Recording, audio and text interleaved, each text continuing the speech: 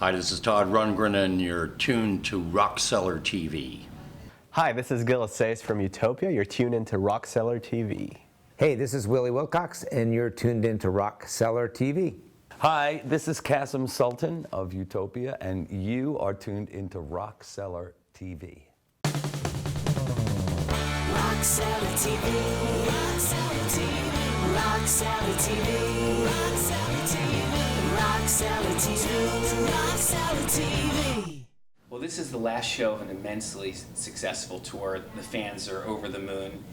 I've read the most ravenous reviews of people being really, really happy because 33 years, there's a lot to live up to. Yeah. What was the most personally rewarding aspect of doing the tour for you?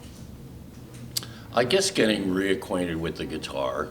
It's not like I stopped playing guitar, but I had come to think of myself more as a singer than an instrumentalist, and the fact that I have had so much more responsibility as an instrumentalist in this context was something to adjust to, and took me a while to to get my head back in that space. But I think it was good that I did it. It made me a better guitar player than I was going in. Well, it's interesting. There's 4 songs in the set from Adventures in Utopia, which was the most successful Utopia record. Mm-hmm. I'm curious that beyond the backstory of the record, I wanted to ask if looking back now, can you characterize any reason why that record was the one that hit so strongly with not just the Utopia fans, but commercially too, people that far beyond just the people that follow the band?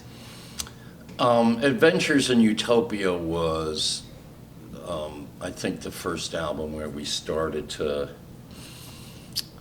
think, not necessarily in commercial terms, but we had fully shed the prog rock aspect of the band, where the instrumentals would essentially overpower the vocals. There would be much more instrumentalizing than there was singing.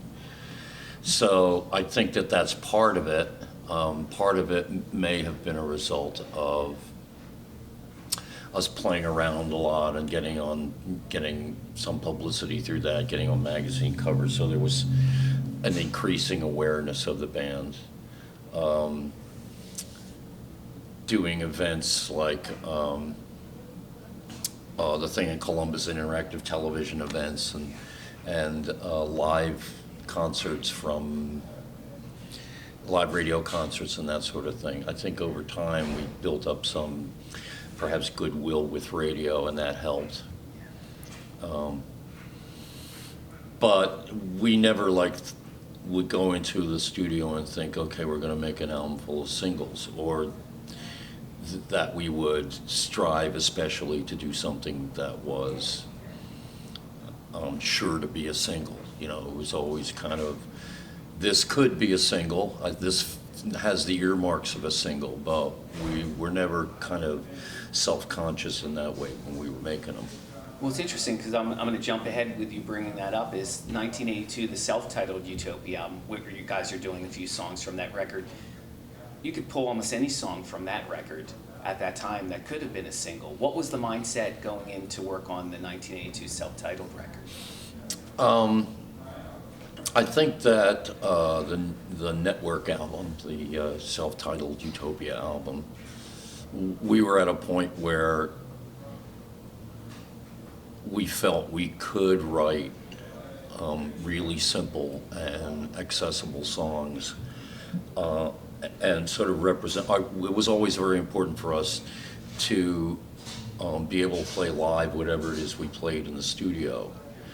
And so we started to think of ourselves more as not as an augmented quartet, all these other sounds and stuff. We started to actually strip down. The guitar sounds become much more cleaner and easier to discern. The keyboard parts are much simpler. Instead of doing very exotic synthesizer sounds all the time, they're more contemporary or conventional piano sounds and things like that. So in terms of accessibility, it was probably, the most successful set of songs we put together. And we might have seen a lot of success out of that, but for the fact that the label folded as soon as the album came out. Well, when you listen to Raw and then you move into Oops, I mean, Raw certainly has some accessible songs, but there's still the prog element with Communion and Sing Ring and quite a few songs on that record. But moving into Oops, was it a natural progression? Was it just maybe Kasim coming to the fore more and wanting to utilize his talents where you were, losing some of those prog elements from a more of a tighter song-oriented approach? I think we were all kind of into the, especially the other guys in the band, because I had several albums out and stuff. And the other guys in the band were just getting more into the idea of songcraft, being able to figure out who's the best vocalist for a particular song, that sort of thing, details like that. That previously were not necessarily the most important thing. We would say, okay, if you wrote it, you sing it, but it doesn't necessarily always come out with the result that you want. So often I will write a song, Kaz will sing it, or Roger will write a song and I'll sing it.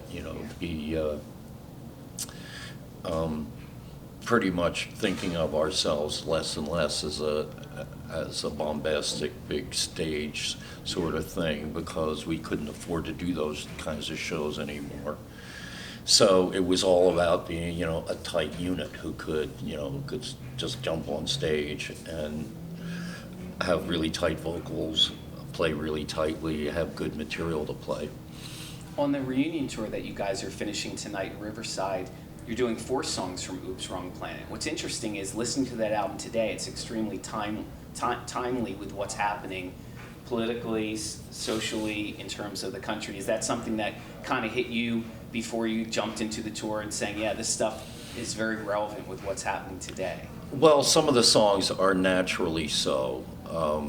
Utopia was rarely, especially in the early days, a political band. We were more a social experiment, I guess, or something like that, but we didn't often take on contemporary politics. And I usually eschew that for the most part anyway, because politics are transient and then the songs will no longer be relevant, unless they're about something bigger, something transcendent. And so that's, I think, the reason why those songs sound like they would work in a contemporary context, because at the time it was the Reagan era, it was that same kind of thing, the rich, the elites, everybody. It's definitely no longer the 60s or the 70s, with the peace and love, good vibes and stuff like that. No, it's the post-Iranian hostages, the fatigue from the Vietnam War, and the hypocrisy of leadership, and kind of like all the creepy people that come in sometimes with a new administration. And so Swing to the Right, as the title indicates, was about something that was happening at the time. Now, Swing to the Right probably was even more relevant 8 years ago. Now we're just seeing the fallout from all of that, but there are new issues. And if we were writing today, if we were doing another record, there'd be other issues to deal with that have to do with the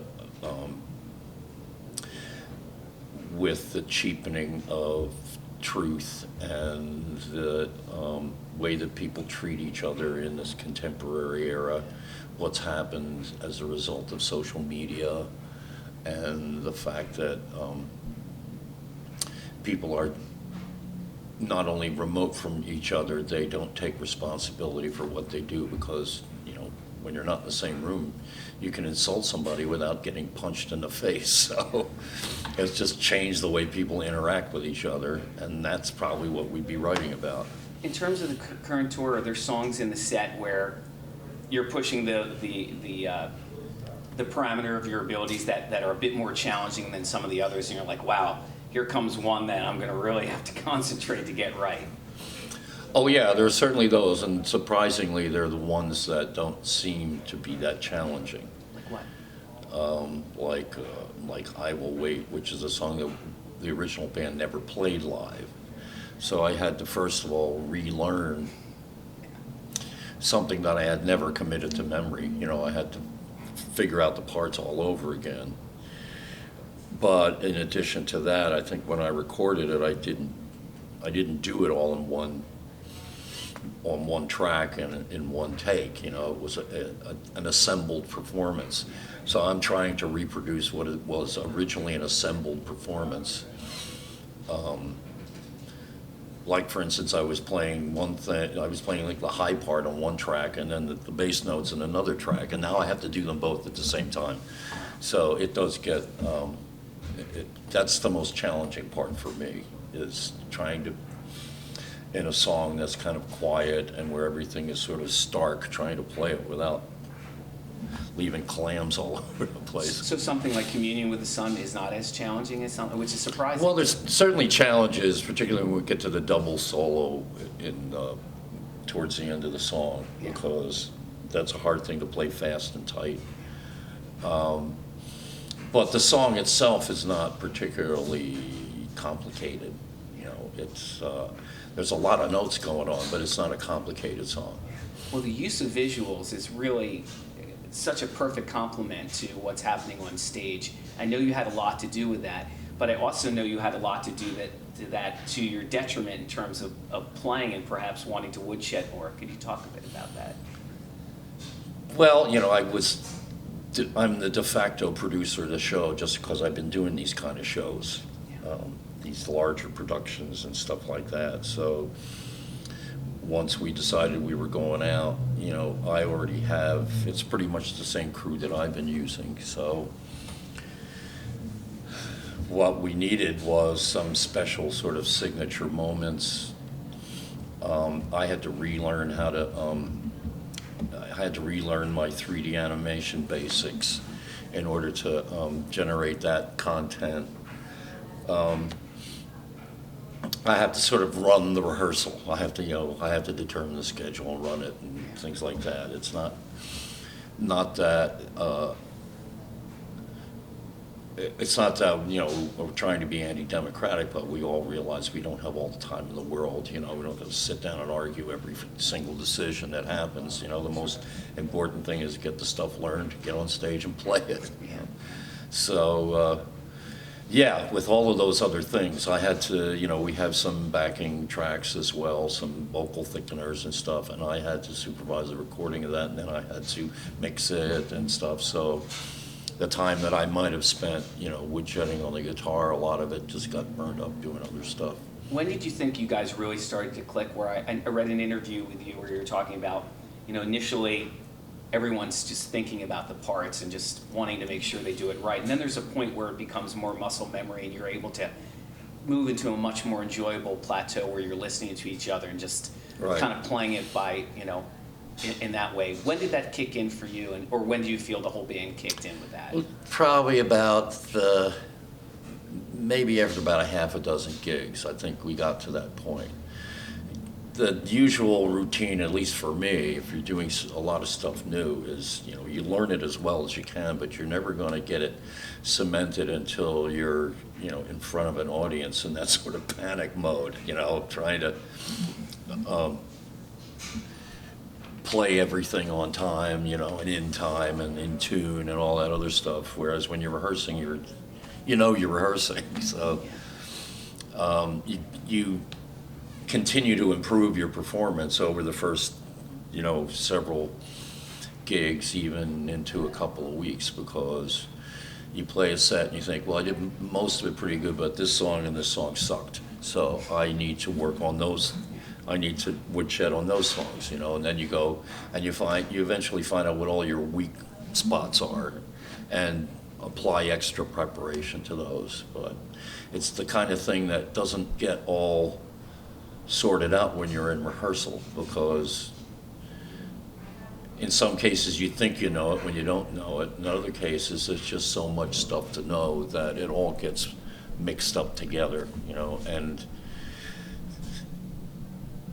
you'd have to kind of unravel it in real time, and that, takes a little while. Well, I asked this question to Kasim and Willie. It'll be interesting to see if you're willing to take the challenge. Mick Jagger once said that you can name any Stones song. He's going to be able to give you at least a piece of a lyric. So I'm going to test you with a couple song titles from Utopia. And this may be tough. Piece of lyric? Just whatever you remember. Willie and Kasim did well, actually, Yeah. too. So, okay, I'm going to quiz you. The first one is My Angel. My angel comes and rolls away the stone. I can't lie. I have the fragments of the lyrics, but putting it all back together again, And also, I only sang half of the lyric. Kasim sang the other half. Okay. But the chorus said something like, and when something come all around me, then my angel will come and roll away the stone. I am safe in the arms of my angel. That's pretty like good. that. Everybody else is wrong. Everybody else is wrong. I feel so much surer now that everybody else is wrong. I know. That's good. Yeah, that was our rip off of I Am the Walrus, essentially. Yeah. Now, being this is the last date of the tour, and it seems, watching the videos, reading the comments from fans, it seems everyone is so pleased, and the tour has exceeded everyone's expectations for how well the band has pulled it off, exceeding, the expectations, like I said. Hypothetically, what would you like to see next, if there's a next for Utopia? Are you closing the door completely, or could there be a next? Well, we decided, I don't know whether we all decided, but I think the general consensus is that once we're finished, we're going to take a look at everything, take a look at the numbers, see. I think that it succeeded for us in the sense that we didn't lose money, put it that way, It costs money to achieve those expectations that everyone has. And to exceed those expectations, it costs money. Take personnel and equipment, and as well as playing the music. So it's not a simple thing to just say, oh yeah, we'll do it again. All of this equipment goes back to where it came from, and for the time being, I'm busy for the rest of the year. But after we have a look at everything, and commiserate with everyone involved, we'll make some sort of decision about what, if anything, we'll do again. I'm pretty sure we're not going to make a record or anything like that, because we don't have a record deal. Nobody's offered to underwrite doing it, and we don't expect in this particular, day and age that it would adequately return what it had to. Even if everyone who came to the show bought a copy of it, it still would not. That alone would not be enough to justify doing it. Well, my last question is, the show that you guys have put together really chronicles the beginning of Utopia till the last record, Trivia, doing you guys are doing Monument.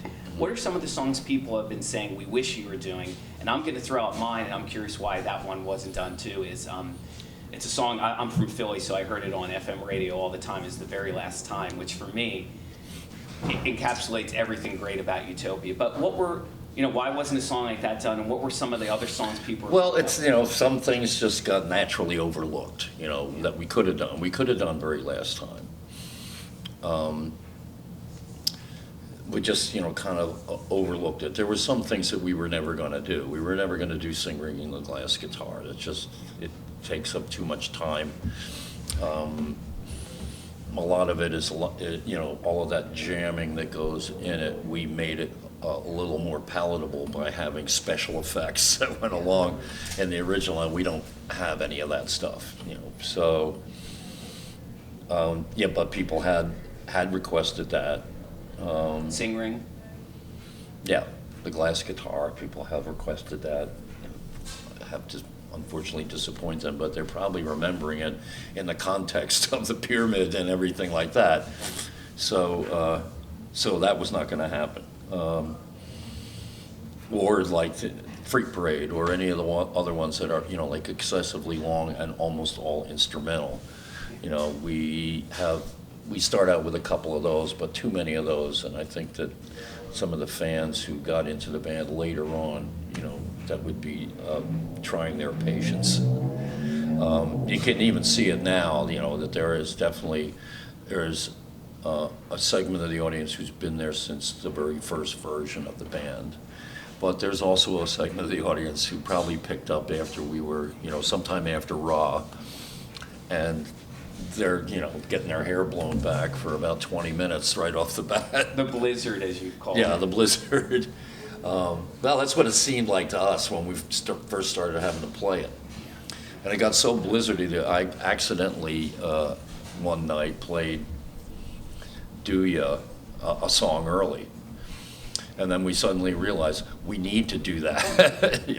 It felt too right to not do it, because otherwise we would have gone into Freedom Fighters, and that's more of the same odd time signatures and elaborate vocal things and stuff like that. So. Well, thanks for consenting to do this tour. I've been after you for decades to do it, so from myself and all the fans, thank you for consenting to do it. It was great. Now, we enjoyed it, and we're glad that we were able to, to achieve those kind of expectations. Excellent. All Far right. achieved it. Far achieved it. Okay, thank you. We don't want to. I, among many other people, have asked you for many, many years, is there any chance Utopia is going to get back together? Mm-hmm. And finally it happened. Mm-hmm. What made the planets align for this to happen? The planets align. It needed to happen in its own time. It wasn't going to happen because people were pushing for it to happen as much as it had to be, and for lack of a better term, it needed to happen organically. So it was just, everybody had a little bit of time, a window that we all were between projects, and it worked out that that was the right time to do it. What were the most challenging aspects for the band for this tour? Or for you personally? I probably, it's probably the vocals more than anything else, because we're playing the songs, or 99% of the songs are all in the original keys. And, they're 35 years ago, 30 years, something like that, the songs were written and recorded. So you get a little older, your voice drops a couple of notes, and that's the most challenging thing. The playing is, for me, the playing wasn't really that hard, because I cut my teeth in this band, and I really sort of learned how to play my instrument, or the bass guitar in this case, in this band. So that's kind of like riding a bike, but the vocal aspect of it is a lot more physical and a lot more challenging. Was it a joyous experience, especially, playing again with Willie, and it's you, Willie, and Todd? It's 3/4 of the classic latter-day lineup of Utopia, and Gil is obviously fantastic as well. But was there a moment when it really kicked in where you said, God damn, I forgot what this was like? It's funny you should mention that, because it's only been in the last, we've been out now for, April 18th was our first show, and we're just a few from finishing. So I guess it was around the second week, or second and 2.5 weeks into shows, that I looked back behind me, and Willie we're in the middle of a song, and it kind of really, a lot of the memories of the 10 years that we spent on the road came rushing back, and it was really like riding a bike. And I looked, like I said, I turned over my shoulder and I saw Willie, and it's like going home. It's really like going home. Yeah, I've seen a lot of the videos online and went to see the show in Vegas, and I see a lot of great interplay, a lot of smiles between you and Willie, which is really, really nice to see. And the other thing too is that I haven't stopped working with Todd. So Todd and I have a nonverbal communication on stage that we've developed over 40 years. So that's I've never been away long enough to really miss it. It's just something that I've always done. Well, speaking of Todd, what's interesting is, normally when you play with Todd, Jesse Grass, who's a fantastic player, is playing alongside Todd, which takes some of the pressure off of him to handle everything. But with Utopia, did you get a sense that he was challenging himself because he really rose to the level? I mean, he's obviously a fantastic player, but hasn't pushed himself like that in a while in terms of an extended tour where it's just him. Yeah, I think that I think that he went into it with an attitude, and you'll have to ask him. I can't speak for Todd, but in my opinion is that he went into it thinking, it's not going to be a problem. I'll just get up there and I'll play the songs, and I remember that one and stuff. And then you get into the minutia of the individual songs and the actual riffs and notes and the intricacies that make up any given song in the set, and it's like, this is a little bit more complicated than why did I write this part and why did I do that? What were the more challenging songs for the band to master? I think that oddly enough, the first half of the set, because we do the show in two portions with an intermission in between. The first set is the prog rock, and the second set is the pop material. The Utopia, Todd had mentioned early on that he wanted to do the Utopia theme, and I thought that we would just do the beginning of it as sort of a tip of the hat to that particular piece of music. And he said, no, we're doing the whole song. It's a 14-minute song. And it's not a particularly complicated song, but it is challenging in terms of this. Each section has its own challenges to it. So that was a little bit difficult. And then the other one, for me at least, was Set Me Free, because it's. There's a lot of little parts that go into making up the song, the way that the song was produced and on record. There's a ton of backgrounds. There's a way to play the keyboard part that is specific to that song, voicing wise, and I had to show Gil exactly how the voicing of the keyboards was. And then there's an extremely intricate guitar part in the intro that. It's just not easy. And so that's just two examples. That's an interesting choice. I thought you were going to say Communion with the Sun, where I'm always, even when I watch the videos of it online, I'm always holding my breath. I hope they get to the finish and they get there. Because it's so emotional song. I mean, so many peaks and valleys in that song. Yeah, we had to do that song. We absolutely had to. The only other way we could not have done that song would be to do Sing Ring, and we just didn't have enough time in the set to squeeze everything in, so we just had to pick the ones that we thought the fans wanted to hear the most. Well, it's a really interesting and varied set list that really chronicles the band's career, and I understand that I think you were behind two really amazing songs that have never been performed live by the band in the latter day version of the set, one which I think is your favorite Utopia song, I Will Wait. Yeah, that when we were putting the set list together, there was some, I had to sing at least a third of the set because, Todd sings so much, and there's also a lot of songs that don't have any vocals, like the Utopia theme doesn't have any vocals, or the Icon doesn't have any vocals. It was, well, what songs would you like to do? And I had just come off doing a small number of shows by myself in honor of Utopia, and I just did 3 gigs around the New York area. And one of the songs that I tried my best to do a good job with was I Will Wait, because that is my favorite Utopia song. And it's not a particularly easy song to sing. It's not like it takes a lot.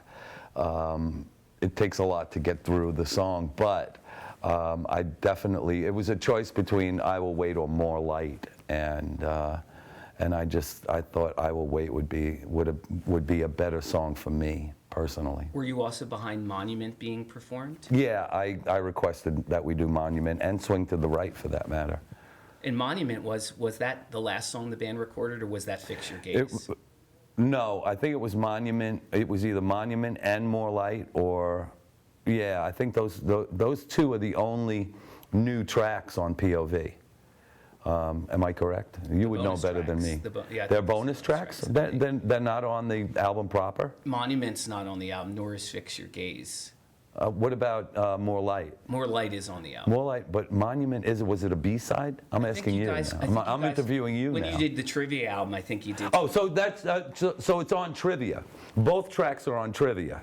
I think so. Yeah, Monument and Fix Your and More Light are on Trivia. No, Fix Your Gaze. Okay. Well, you're in the band. It's okay. You were living it. We don't Yeah, need to- you weren't carrying a history book around. No. But Monument has a lot of emotion toward it, sentimentality, which is not something expected of Utopia. Yeah. I don't know. We were always kind of I mean, there were albums that we tried to get away from the sentimentality of, or that, the romanticism of pop music, and but there were other albums that, that we definitely focused on that, or at least individual tracks. It's like in Adventures in Utopia. On Adventures in Utopia, Second Nature is just that's a kind of a romantic song. I'm trying to think what the other ballad on Adventures was. Love Alone. Love Alone. Yeah, well, that was, it's something I knocked off in my basement in like 10 minutes or something like that. Get back in that basement. That's a pretty good. Yeah, well, my mom still lives in that house.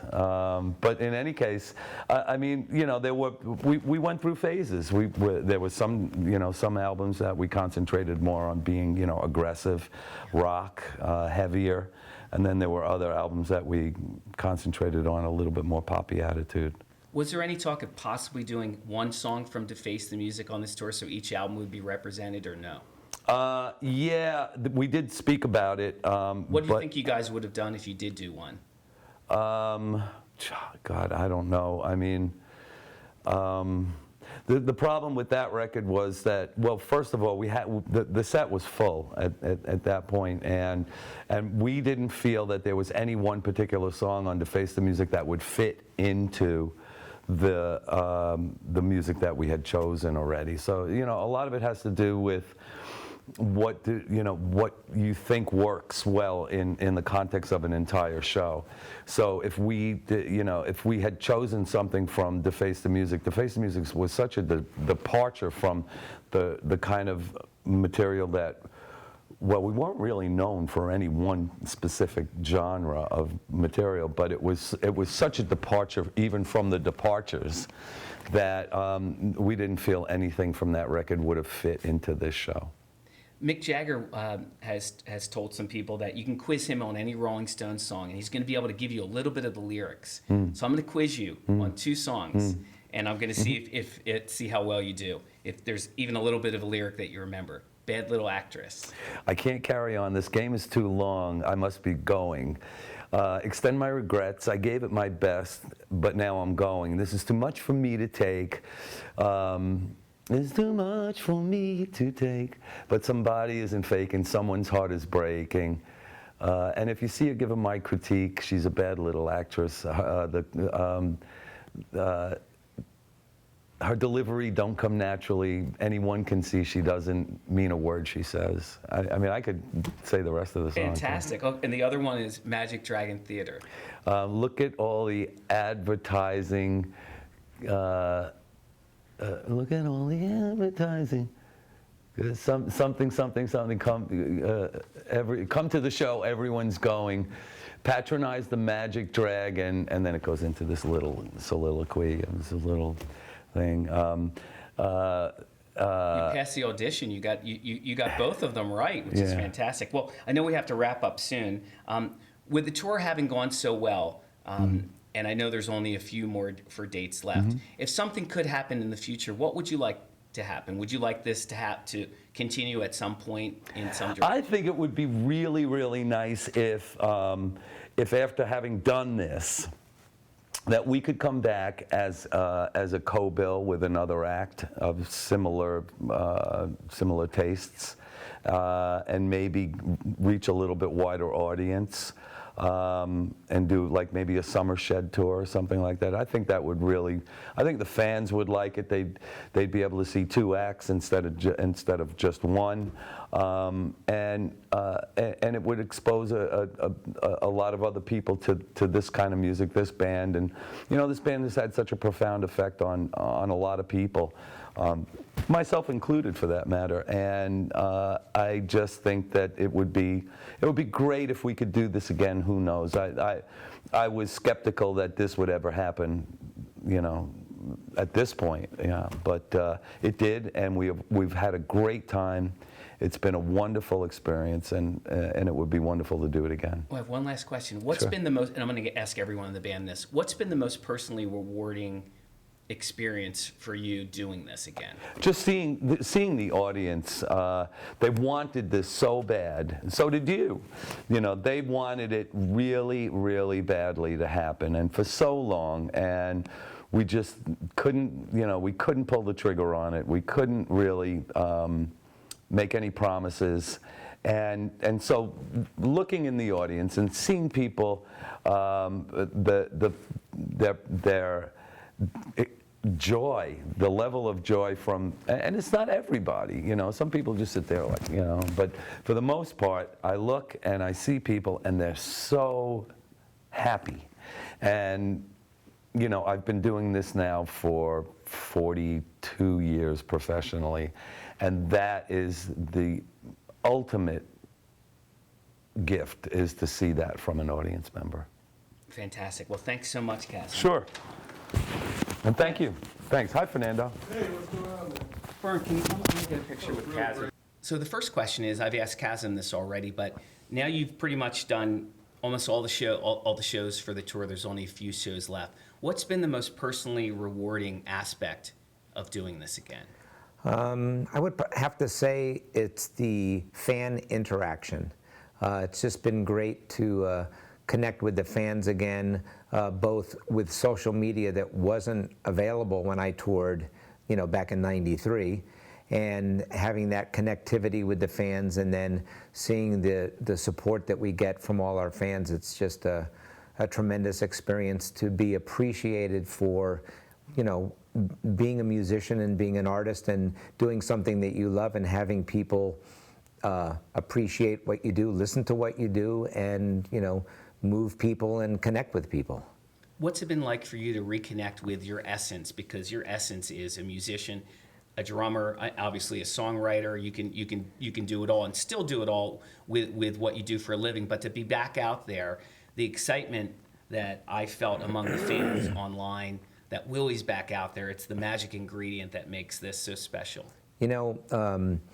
I appreciate, greatly the stability that I have in my current position, and having the ability also, as you said, to be able to continue to do music in different aspects, do production aspects of music, songwriting, management of audio teams, building of audio studios and things like that. That's all exciting and another aspect of being a musician.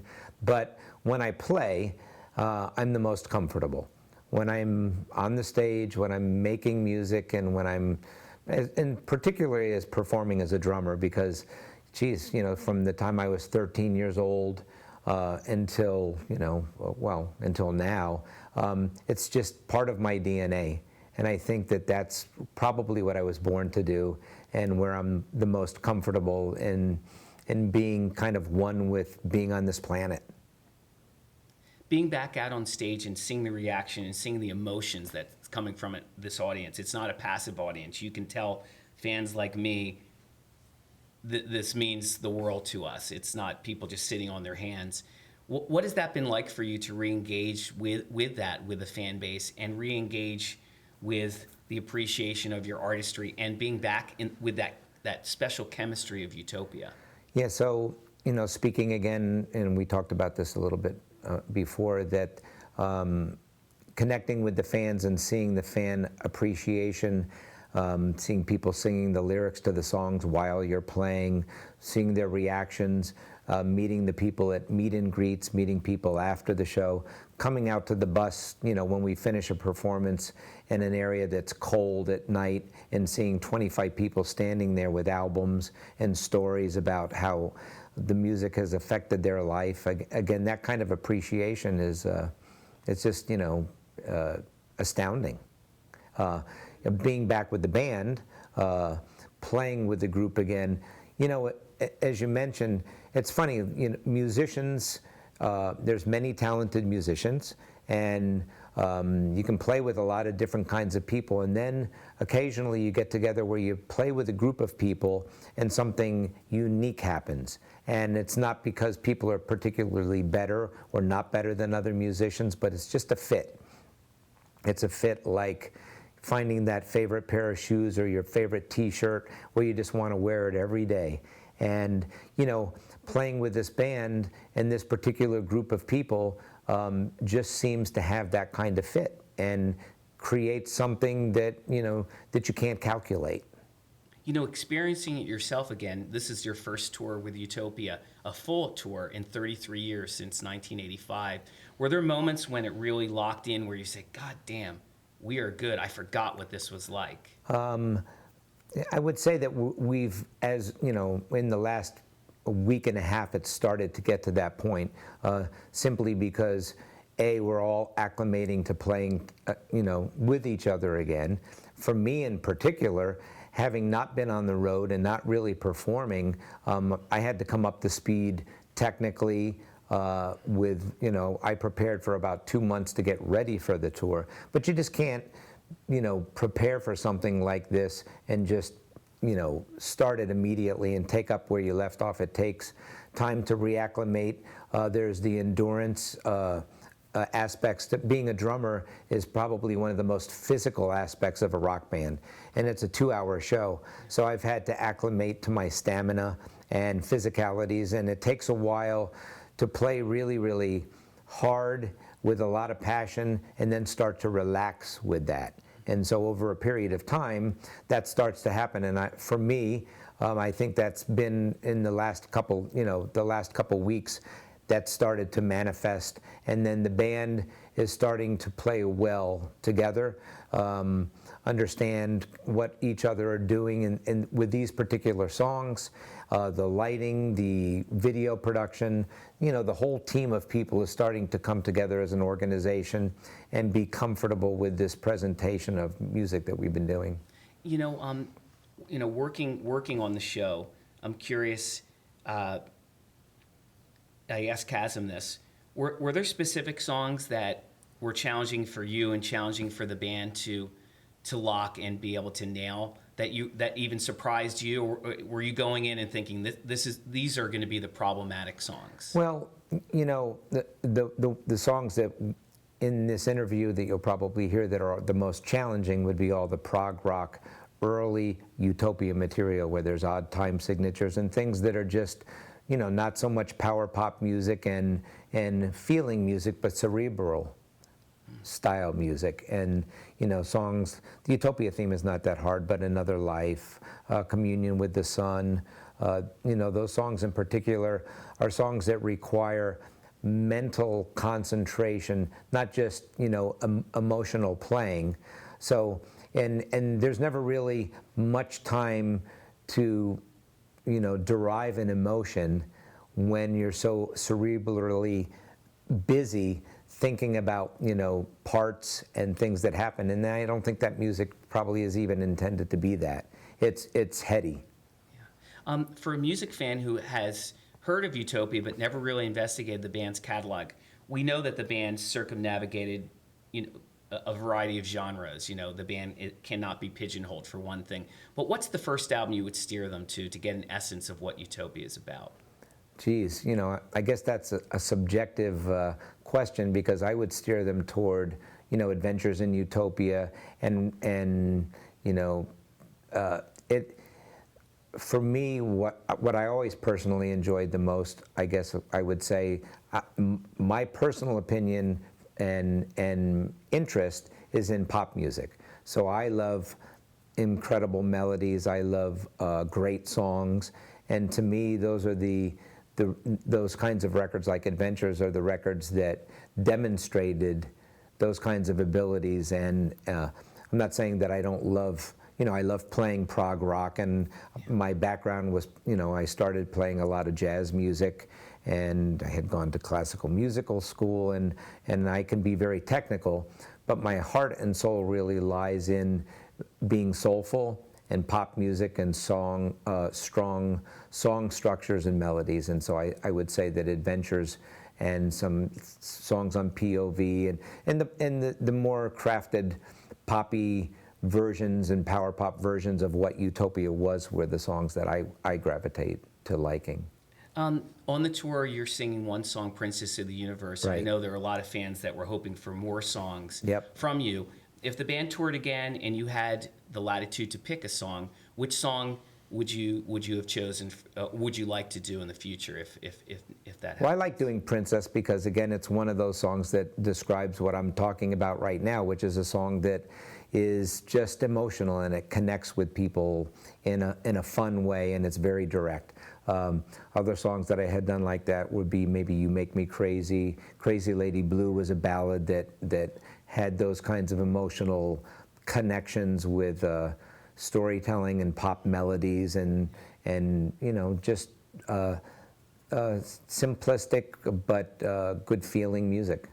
Mick Jagger, I've asked this to Kasim. Mick Jagger tells people that you can quiz him on any Stones song. You can name a title of any Stones song. He's going to be able to give you at least a piece of the lyric.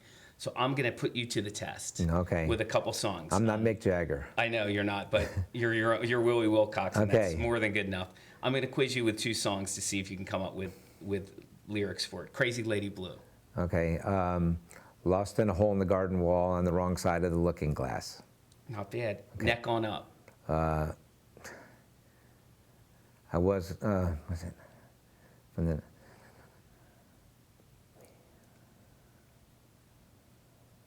Okay, here's... Maybe I'm just tired of the nervous laughter, but I'm looking for Heaven from the Neck on Up.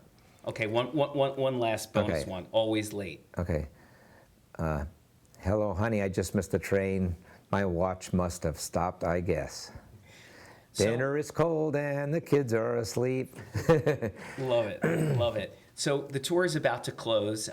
It's been nothing but an overwhelming success creatively. The fans have really enjoyed everything. If there was something in the future, and let's hope there would be, what would you like to see happen with Utopia? Geez, it's a hard question to answer because I don't know if there will be something in the future.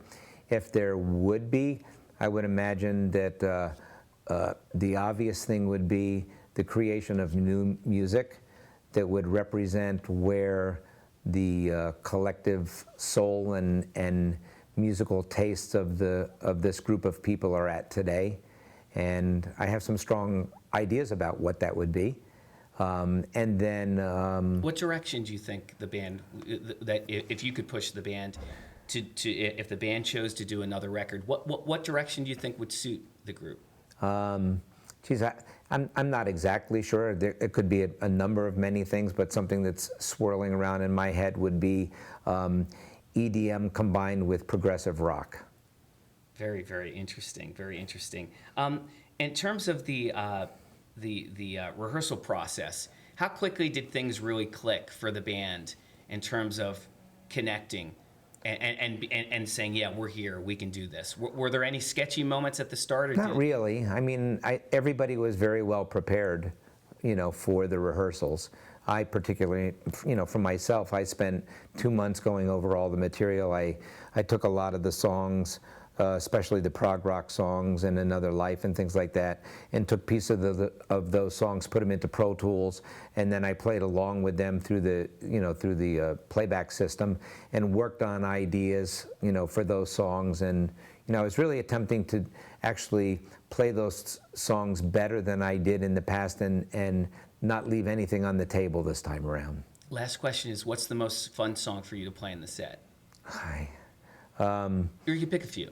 Yeah, I mean, I like Last of the New Wave Writers because I just kind of like being in that aggressive space. That's fun to play. I guess I like playing, you know what I like a lot is Swing to the Right. like that feel, and I like Gil has some good solos and Todd in that, and so I like some of the songs where we can interact instrumentally, and I love singing. You Make Me Crazy, because I just like to be in that space. And You mean Princess? yeah, I mean Princess, yeah. And then Sorry again, yeah. So- Yeah, okay, and I love playing Princess of the Universe. I really like being in that space, and playing drums and singing and just being at one with that vibe. And then I enjoy a lot play this game because I really like the vocal harmonies and the melodies in that song. And when we're all singing and playing at the same time, it's very powerful and very direct. And what's amazing for me, Willie, is Todd does a few of these songs live occasionally, whether it's One World or Hammer in My Heart. But to hear you behind the kit, everything sounds perfect. And with Gil copying Roger's parts, One World has never sounded better because it's you on the kit. And the same thing with something like Hammer in My Heart and a few of the others. Well, it just goes back to the, what we talked about earlier, which is that you can have, there's a lot of great players and they all can have an interpretation, but then you have moments where there's bands and people and a particular group of people get together and you have something unique and special, and I think that's what Utopia is. Were you worried that the chemistry wouldn't be there, or did you think it was going to be there? No, I didn't worry about that. I mean, geez, I've played with Todd for so many years, and so when he sings and does what he does, it's so familiar to me, and I think we're very connected, and so when we play, it's just something I think that's unique. Well, thank you so much, and thanks for making this dream come happen. Hey. It's been just such, I mean, I've asked you for many years about this too, so you're probably happy to I know, tell. and you were asking me before the tour, and I couldn't respond. I know, but now I understand. Yeah, no, we're having a great time, and we're, we really enjoy it. Well, thank you so much, Will. Thank you. So take us through this whole process. When I spoke to Todd backstage in Vegas, he said, I didn't realize all along I was basically one shade away from you, in terms of, what would they say with, 1 degree of separation from Gil with my son. But Well, I guess, sort of. It's not like I knew Rebop that well. We only met once, and it was thankfully at his own basement. He puts on shows in his basement. He calls it the Moulin Rouge, and he basically organizes house shows there. So I played there with a friend. I met him. I had no idea he was related to Todd. We just kind of met briefly, but thankfully he heard me play, I guess, and liked it enough to recommend me to Todd. what was that call like, and who was the first person to call you to say, hey, we're interested? So Rebop just sent me a Facebook message. He was like, hey, my dad's a touring artist. He needs someone kind of urgently. Can he reach out to you? What's your email address? That was it, basically. And I said, sure. Gave him my email. Then he sent me another message a couple days later. Hey, did you get my dad's email? This is really urgent. I was like, no, I didn't get it. Sorry. So then he had to send another one, and then I got it. And Todd basically asked me, hey, are you available? We're kind of in a pinch here. And I was not. I knew who Todd was, but I just knew like one or two of his songs. I had no idea what Utopia was. I never heard of the band before. Just checked out the music. Was like, hey, this is really cool stuff. I love the proggy stuff, but like great songs, great vocals as well. It's exactly my kind of music. Of course, I had to call a lot of people and tell them I'll be gone for 2 months. I had to cancel a bunch of gigs, but nothing that wasn't worth doing for this. What was the process like in the woodshedding and the amount of hours that you had to do in such a finite amount of time? Yeah, it was really daunting at first. I got this list of 25 songs, and first song I hear is Another Life, and I'm like, holy, if all the songs are gonna be like this, I don't know if I can do this in a week. So I started, thankfully the set gets easier as we go along. The songs get easier, because their later music is poppier and, fewer chords, fewer riffs to remember and stuff. So I started with the more difficult stuff, which took a few days to get down, and then I moved on to easier stuff. I didn't even start working on the vocals until I met them, because they told me that we have to first assign vocal parts. So I didn't even bother. I was just focusing on the music, and programming all the sounds on my synths. Well, what's interesting is your vocal timbre is very, very similar to Roger Powell's, so you were perfect. Oh, well, I think because all the parts are falsetto, or like 99% of it is falsetto. And falsetto kind of sounds like falsetto, like for most people it kind of sounds similar. So, and I think that if you heard the vocal parts on their own, they sound kind of silly. But but when it's blended in with Todd and Cass and Willie's voices, who are not singing falsetto because they're singing lower, it just kind of works. It just adds that kind of little sheen on top of it. During your woodshedding, before you went out to rehearsals, what was the trickiest song to learn? What was the one where where it was like, wow, this is the big mountain I need to overcome? There were different songs posed different challenges. So for some of them the challenge was just remembering all the riffs and the changes and and just because they're musically complex pieces. And then some other songs are maybe simpler in terms of the chord changes, but they have a ton of sounds that I had to program, which is very time consuming too. So I'd say, like, in terms of the complexity of the song, probably Another Life is the most complex one. And how about sound-wise, in terms of getting very close to what Roger's sounds were? Yeah, so I think Monument was probably the song that had the most sounds to program, because it has a few different sections and they all have totally different sounds. So in that song, I'm switching between 3 different programs on my synths just for that one song. So. What was it like your first day of rehearsals where you were playing with the band, and at what point did it kick in where you said, yeah, I can do this? Well, I knew I could do it as soon as I guess the moment was when I recorded myself. After I had learned most of the songs, I recorded a few of the sounds and the parts I was working on, just solo, and I sent them a video of it. And I was like, hey, what do you guys think? And they were really happy with it. So then I knew, okay, I can do this, because I wasn't sure at first. Are they going to like the sounds I programmed? Is this what they were looking for? You can never know. I'd never met them. I didn't know what they were like. So when I arrived already in Woodstock for rehearsals, I kind of knew it would be fine. I was a little nervous about the vocals, because once again, I'm not used to singing falsetto all night. That's I've never had a gig where I was just doing all night. So, but as soon as we started, they were like, "Oh yeah, that's fine, that's great," and then I relaxed, and we had 2 weeks, so it was okay. Take us back to that first show in Penn's Peak. What that was like for you to be a part of this incredible collective that has an amazing history and very passionate fan base, who are all extremely supportive of you too. Yeah, well, first of all, I'm really grateful for all the support. I see it online, and I see it in person, and I'm really grateful for that. I didn't know, well, first of all, I didn't know before I joined this band, I had no idea that anyone actually cared who the keyboard player was, I was thinking it was like, if I were to play with some other pop artist, then no one would care, like, who's on keys or who's on guitar. They only care about but in this band, it's actually important. So I only realized that a little later, and then I was really happy that people actually accepted me, and because I didn't know how people would respond. So the first show was really awesome. The first few shows required a ton of concentration.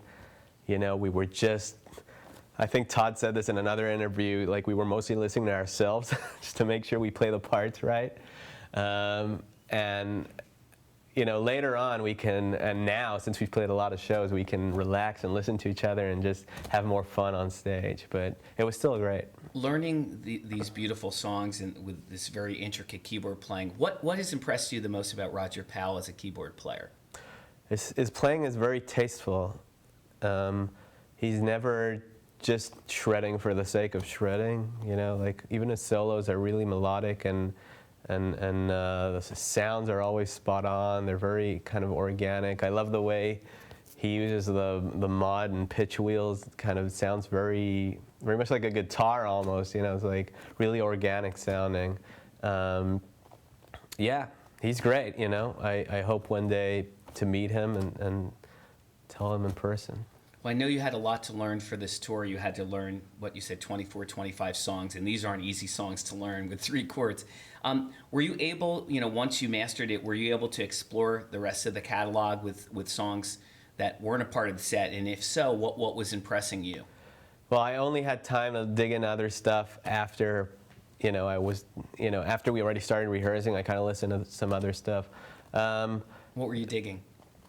Oh man, it's hard to remember the names. There's one song which I know is originally a Todd song, not a Utopia song, Verb to Love, which I think is beautiful.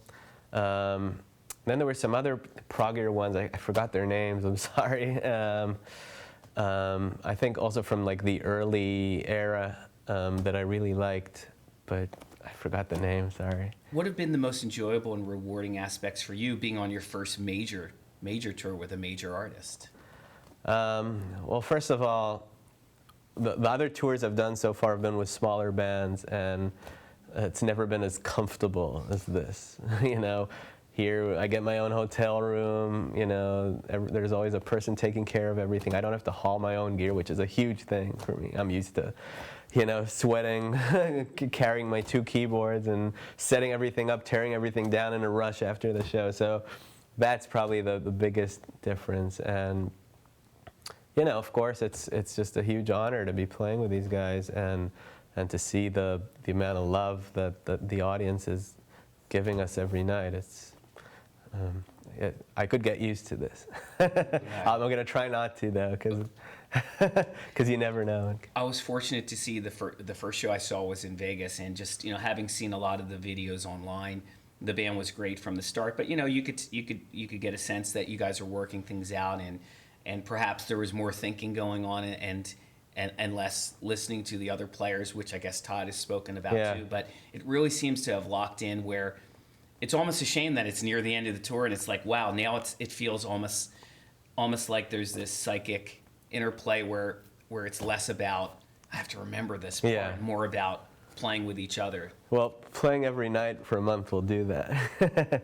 I think the Vegas show is our 26th or 27th, so we play almost every night, so that's like just a natural progression. I really hope we do this again sometime, maybe Europe or something, but it's not my call, but I'm down to do it if they want to. My favorite Gil moment in the show is in Communion in the Sun in the break, where you're doing that amazing, really quick part, and your one hand is in the air and getting the audience going. It really feels that you found a home in Utopia. Do you feel that way too? That you found a spiritual Definitely. home in a sense? I feel very comfortable being on stage with these guys. I'm having a blast. It never feels like like I'm not part of it.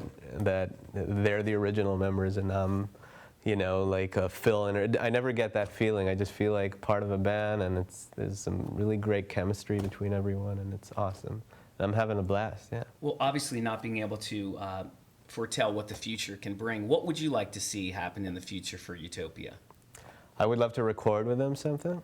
I'd love to tour more and, maybe explore other songs from their catalog, because I know they have a ton. I'm definitely going to be listening to that stuff, as soon as I'm done with this tour, I'll be checking out their other material, which I haven't heard yet. Yeah, that would be awesome. I'd love to play more with Todd for his other projects as well, and when Cass, we already talked about doing stuff together, so there's been some excited. discussions among you guys about perhaps, even if it's not a Utopia venture, working with each other in the future? Yeah, nothing specific yet. We just kind of, I think we all enjoy working with each other and want to continue. Yeah, I've read interviews with Kaz and Willie, and they just said pretty much right from the start, they hit it off with you. It seems that there was a real connection. Yeah. I mean, they're great guys. Their sense of humor is is great. A lot of just having a lot of fun hanging out with them. So, yeah, it's awesome. And lastly, what's the best part of touring with Utopia? There's so many good things about it. The best part, I'd say, is the music itself. It's just I love the music. What's the song that you look forward to the most in the set each night? I really enjoy Communion with the Sun. Which song? It changes every night, that's the thing. Like, You know, some nights I'll get into one song more than others.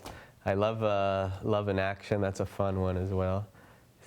It's like this really simple pop song, or you think it is at first, and then the chorus comes and like modulates to a different key. It's just really exciting. I love it. Well, we're so happy to have you part of Utopia. Thank you so much. Thank you Gil. so much. Rock Cellar TV. Rock Cellar TV. Rock Cellar TV. Rock Cellar TV. Rock Cellar TV. Rock Cellar TV.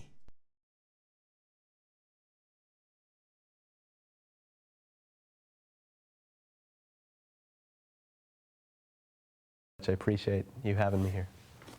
Thanks, man. Yeah, dude.